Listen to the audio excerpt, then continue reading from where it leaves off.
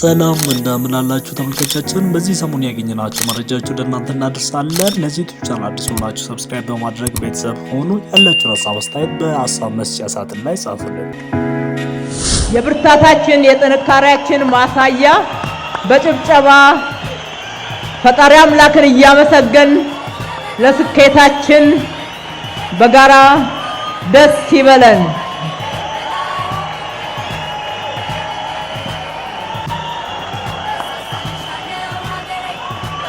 ከተማችን አዲስ አበባን አዲስ ዓመትን እንደ አደይ አበባ እንደ ስሟ ውብ አበባ ሆና ፈክታ እየተቀበለች ነው። የአምናዋና የካቻምናዋ አዲስ አበባ አንድ አይደሉም፣ ይለያያሉ። 2018 ደግሞ ይበልጥ ፈክታ ድምቀቷን ለመጨመር በጉጉት የምንጠባበቅበት ነው። በቪዲዮ መግቢያ ላይ እንደተመለከታችሁት የአዲስ አበባ ከተማ አስተዳደር ከንቲባ የሆኑት ወይዘሮ አዳነች አቤቤ ያስተላለፉትን መልእክት ሰምታችኋል ብዬ አስባለሁ። በመልእክታቸው ውስጥም እኛ ኢትዮጵያውያን አንድ ስንሆን የማንሰራው የማንቀይረው ነገር የለም ብለው ተናግሯል። እንደምታውቀው በጳጉሜ 4 ታላቁ የህዳሴ ግድብን አስመረቀን ብዙዎቻችንን ደስ ብሎ ደስታችንን በዓለም አቀፍ ሚዲያዎችና በተለያዩ በሀገር አቀፍ በአህጉሩ አቀፍ ሚዲያዎችንም በደስታችን እያስተላለፈ ነበረ። በተለያዩ ቋንቋዎች ተተርጉሞ ሁላ ስለ ኢትዮጵያ ታላቁ የኢትዮጵያ ህዳሴ ግድብ መመረቅ በጣም አነጋጋሪ ሆኖ ነበረና በማግስቱ ደግሞ ማለትም ከሁለት ቀን በኋላ ጳጉሜ 6 ማለት ትናንትና የነበረው ለዛሬ ለአዲስ ዓመቱ ዋዜማ ላይ የአዲስ አበባ ከተማ አስተዳደር ባዘጋጀው ፕሮግራም ወይም ደግሞ ዝግጅት ላይ የአዲስ አበባ ከተማ አስተዳደር ከንቲባ የሆኑት ወይዘሮ አዳነች አቤቤ ንግግር አድርጎ ነበረ። በንግግራቸው ውስጥም ለእኛ ከትናንት ወዲያ የተሻለ ትናንትናችን የተሻለ ትናንትናችን ዛሬያችን ደግሞ ከትናንትናችን የተሻለ ይህ ማለት ካቻምና አምናችን የተሻለ ከአምና ደግሞ ዘንድሯችን የተሻለ እና የሚመጣ ዘመን ደግሞ ከዘንድሯችን እንደሚቻል ምንም ጥርጥር የለንም።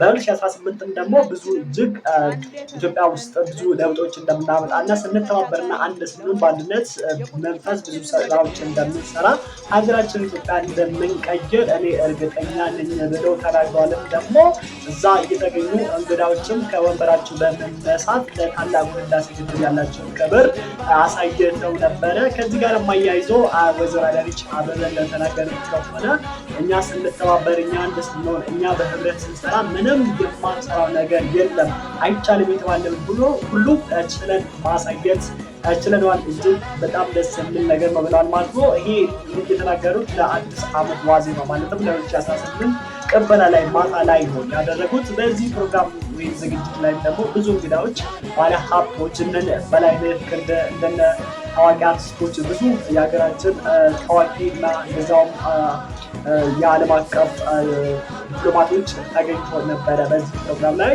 እጅግ በጣም ፕሮግራም ደስ የሚል ነገር ነበረ። ልጆችም የተለያዩ ፕሮግራሞችን ዝግጅቶችን አሳይተው ነበረ። የተለያዩ የባህል ውዝዋዜዎች፣ ድራማዎች፣ አክቲንግ አርቶች፣ ብዙ ስራዎች እዛ ላይ ቀርበው ነበረ። በጣም የሚገርማቸው ነገር ደግሞ ዛሬ መስከረም 2018 ነው። ዛሬ ልደቴ ነው። አልሰማችሁ? ሃፒ በርዝዴይ ቱ ሚ። እድሜ ስንት ነው በዚህ መገመት ትችላላችሁ ማለት ነው። ልደቴ ነው ግን ምንም እኔ እንደዚህ አት ማክበር ትችላለህ። ድሮ ነበረ ማክበር ድሮ ልጅ ያለው ልደቴ በጣም ይከበር ነበረ ቤት። አሁን ግን ምንም ከር እያደረኩ አይደለም። ሞር ትኩረት እያሳላረኩ ያው በጣም አዲስ ዓመት ነው። ያው ፈጣሪያችን ላለፈው ዘመን በጥሩ ጤና አሳልፉን ለዚህ ያደረሰን አምላካችን እያመሰገንን ለሚመጣው ነገር ደግሞ እየጸለይን እግዚአብሔር ጥሩ ነገር እንዲገጥመን ያማረ ጥሩ እንዲሆን ብሩህ ዘመን እንዲሆንልን እየተመኘን ነው ማለት ነው። ከዛም የዘለለ ሃፒ በርዝዴይ ጊት ኬክ ጥቁር እንዲህ ምናምን ተብሎ ምናምን እኔ ብዙም አላሳወቁም ልደቴ መሆኑን። የሚያውቁኝ ሰዎች ግን እየደውሉልኝ ነበር እና ያው ዛሬ በዚህ አዲስ ዓመት ደግሞ ልደቴም ነው ለማለት ነው። እንግዲህ ወይዘሮ አዳነች አቤቤ እዛ ላይ በተናገሩት የዚህ ፕሮግራም ላይም የተናገሩት ነገር ብዙዎቻችን ልብ ነካ ነበረ።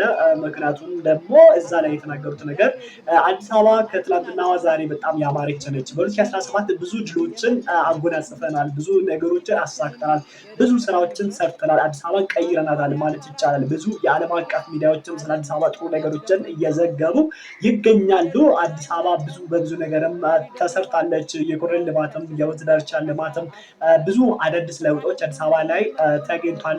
በጣም ተለውጧል ማለት ነው። እንግዲህ አሁን በሚመጣው 2018ም ደግሞ ብዙ ስራዎችን የምንሰራበት ዘመን ብዙ ነገር እንደምንሰራ የሚጠበቅብን ነገር ነው ብለው በዛም ሀሳባቸውን ገልጸዋል። እዛ ላይ የተገኙት እንግዳዎችም ደግሞ በደስታ እጅግ በጣም ነው 2 እጥፍ ደስታ ነው። አንደኛው 2017 ጨርሰን 2018 የምናልፍበትና የምንሸጋገርበት ሌሊት ነበረ።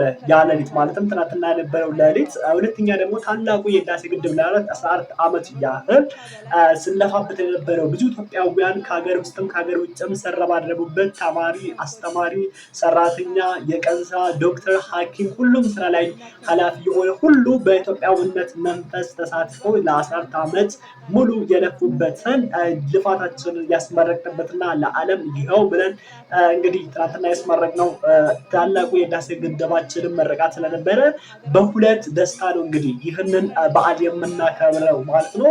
ያው ከወትሮ የተለመደው ትንሽ ለየት ይላል። ይሄ ለየት እንዲሆን ያደረገው ደግሞ ታላቁ የህዳሴ ግድብ በመጨረሳችንና በደስታ ትልቅ ደስታ ተሰምቶናል። ብዙ ኢትዮጵያውያንም ደግሞ ለዚህ በጣም እንደተደሰቱ ነው ብዙ መረጃዎችም እየወጡ የሚገኙትም። እንደዛም ደግሞ ብዙዎቻችን የቀድሞ የኦሮሚያ ክልል ርዕሰ መስተዳድር የነበሩት አቶ ለማ መገርሳ አሁን እንኳን 3ኛ ዲግሪያቸው ስለጨረሱ ዶክተር ይባላሉ። ዶክተር ለማ መገርሳ ከሀገር ውስጥም እንኳን ደስ አላችሁ ወገኖቼ እንኳን ደስ አለን ብሎ የእንኳን ደስ አላችሁ መልእክትም አስተላልፈዋል ማለት ነው።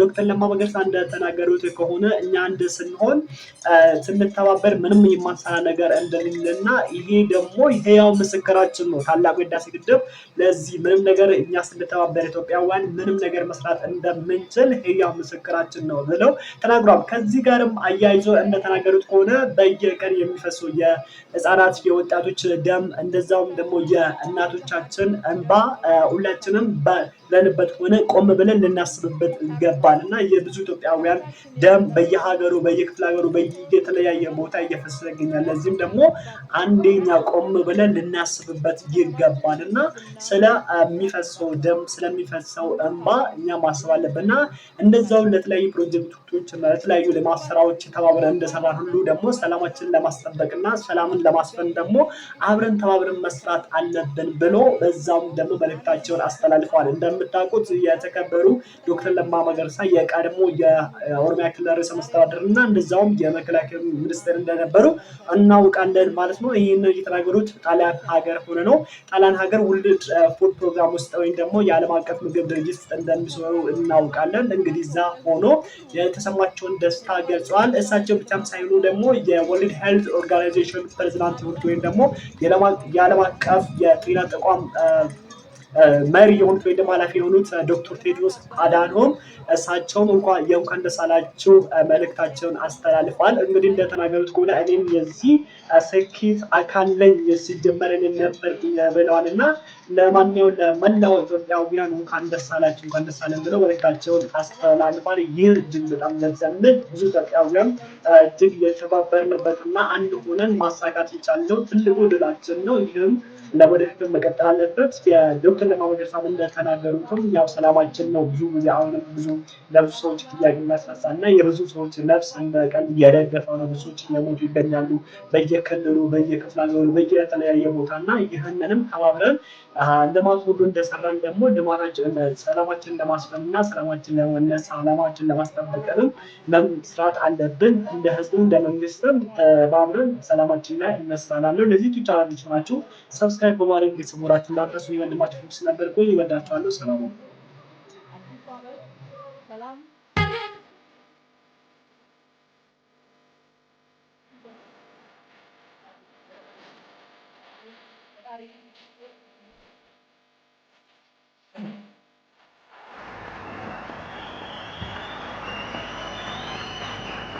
ኢትዮጵያ ሀገራችን ናት። የተወሱ ሀገር አይደለችም። የኛ ሀገር ናት። የልጆቻችን ሀገር ናት። የአባቶቻችን ሀገር ናት። እኛ ኦነር ነን። እንደ ባለቤት እንደ ራስ ዕቃ መጠበቅ አለብን። ሰው ስልኩ እንኳን ሲወድቅበት የሚንቀጠቀጥ ሰው ኢትዮጵያን የምታገል